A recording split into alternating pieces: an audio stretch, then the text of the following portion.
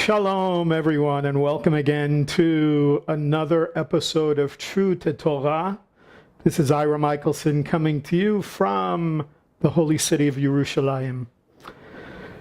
You know, the concept of rabbi becomes a discussion all the time with people. People often will call me rabbi, and I have to say to them, no, I'm not a rabbi, and I tell them, I don't really tell them this, but I've been thinking about this lately. So let me say, I'm not a rabbi in the classical sense of the word. And what do I mean by that in the classical sense of the word?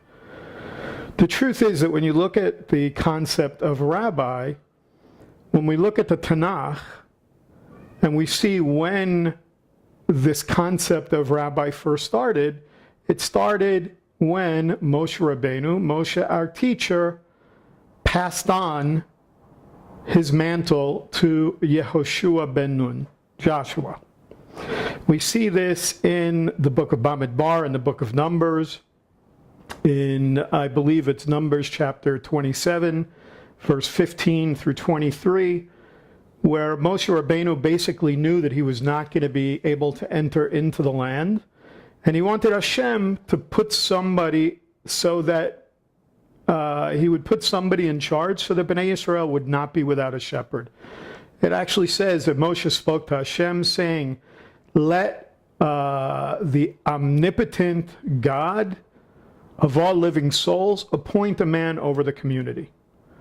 He didn't want them to be without a shepherd, and so Hashem said to Moshe, take Yehoshua, son of Nun, a man of spirit, and lay your hands on him, have him stand before Eleazar, the priest, and before the entire community, and let them see you commission him.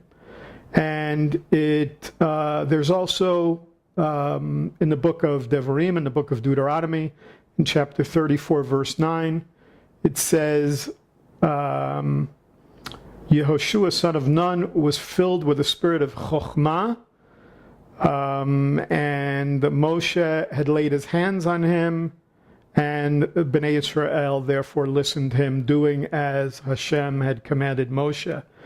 And Hashem had said to him, I want you to put your hands on him, and I want you to give him, it says, mihodcha, from your splendor, or from your glory, so to speak. This was what we call classic smicha. This is what Moshe Rabbeinu passed on to Yehoshua, son of Nun. If we go back to the beginning, and not really the beginning, but for me, the beginning was when I started studying PIrkei Avot. And PIrkei Avot starts off with the very beginning when Moshe Rabbeinu receives the Torah Sinai. He receives the Torah at Sinai, and it says he passed it on to Yehoshua, and Yehoshua to the elders, and so forth. We had this unbroken chain of the Torah being passed on. And in a sense, with classical smicha, we also had this unbroken chain of Moshe commissioning Yehoshua, Joshua, son of Nun, and then we had Joshua passing it on and so forth and so on. Then we had this break that took place. We had a break that took place probably around during the Bar Kokhba revolt, when the Romans put down the revolt. The Romans basically tried to stop any involvement of the Jewish people with Yerushalayim, with Jerusalem, or with Israel in general.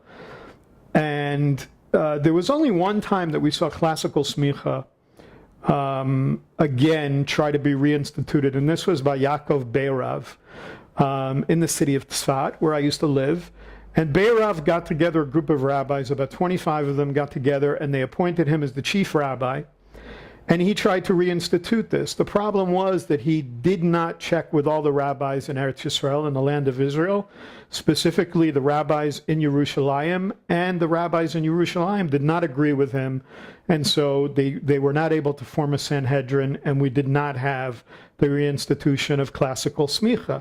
So when people ask me about rabbis today, when we talk about smicha today that we have is basically a modern invention.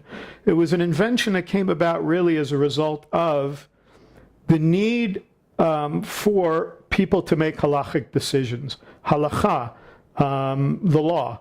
So in order for there not to be a situation where a student of a teacher was making halachic decisions, we have what became modern day smicha, where a teacher passed on basically the ability for his student to make decisions on halakha. So how does this relate to the situation today? Now, please don't get me wrong. I am not saying that there's no validity to smicha today. I'm just trying to point out there's a very big difference between the classical smicha that we saw that was passed down for generations until we saw a break, and the smicha that we have today. What's interesting about this is that the Talmud even relates the fact that one can obtain the title of rabbi by those whom he teaches or counsels.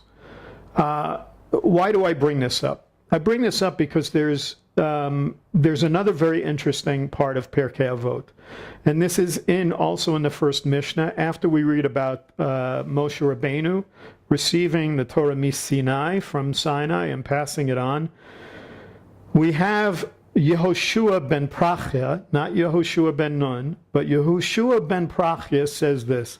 He says, Rav aseh lecha, chaver ukene lecha, that you should make for yourself a rabbi and should acquire for yourself a friend.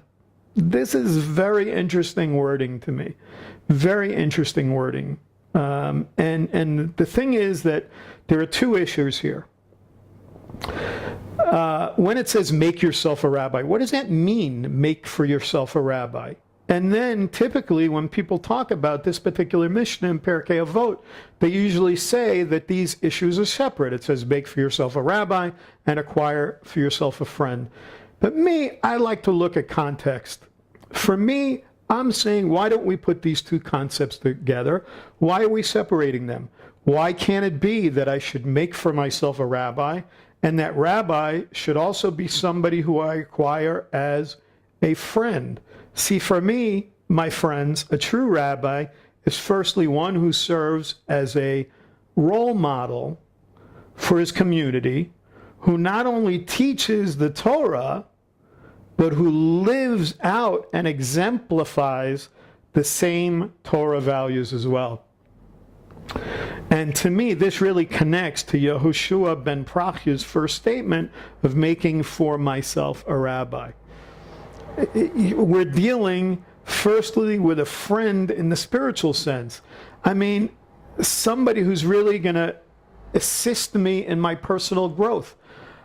I want somebody that I connect with, somebody who understands who I am, and not only understands who I am, but somebody who wants me to understand who they are as well. And I believe there are two issues here, like I said. First is, in spite of everything,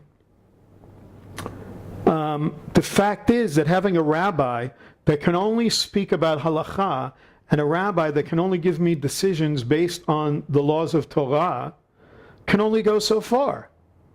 It could be wonderful, everything he says, and it can be very inspiring, everything he says, and he can make it sound very easy. But the bottom line is that he doesn't really know who I am. He doesn't know what it's like to be me.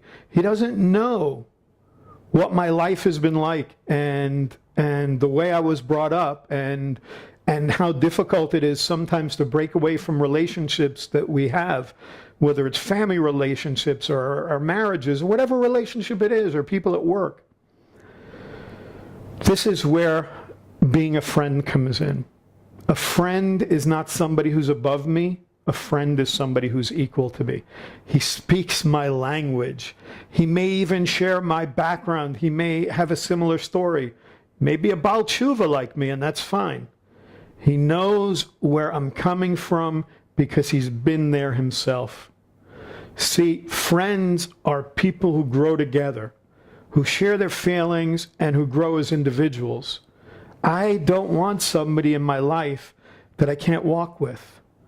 I need somebody who's going to be open, somebody who's going to be sincere, somebody who's going to be practical with me. And even a person who's not only going to give me advice, but sometimes is going to say the hard things when the hard things need to be said. The Shlomo HaMelech in Mishlei talked about this. He said, faithful are the chastisements of a friend, while burdensome are the kisses of an enemy. See, I want somebody that can speak into my life like this. A friend is like I said, somebody who I can grow with, somebody who can point out my faults, but somebody who's not going to have a problem when I go to them and I point out their faults as well. So the other important thing in this is when I talk about that friend is the language that's used. Remember, I said it says, Aseh lecha chaver, that you shall, that it says, Rav aseh lecha, that you make yourself a rabbi, and I said it says, uknei, when it's talking about chaver. Uknei, kene comes from the verb to actually buy or to purchase. It comes from that same shorosh, that same root.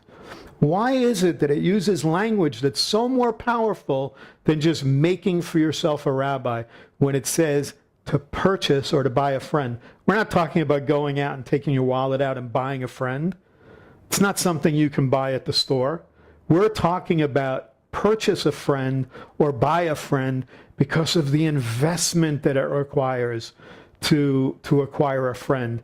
It's not something you can just go and say, I want you to be my friend, or I want you to be my rabbi. Some of you may do that. Some of you may go say, I want you to be my rabbi. That doesn't work for me. I need to purchase a friend, and I need to make myself a rabbi together, joining those two concepts together so that I have somebody who I invest with and who invests with me. I hope that that would be true of you today as well. I'm still working on this, and God willing, I will get those two to come together and have not only a friend, but a rabbi. And I hope that Hashem would bless you to be able to do the same. Thank you for listening, and I can't wait until we get together again so you can hear some of my rantings. I'm sorry, but some of the things that I want to share with you guys. And hey, if you want to hear more from me and you have questions, you can contact me at ira@amunaproject.com. I would be happy to do some videos answering your questions or dealing with topics that you want dealt with. So shalom, shalom from Yerushalayim. We'll see you next time.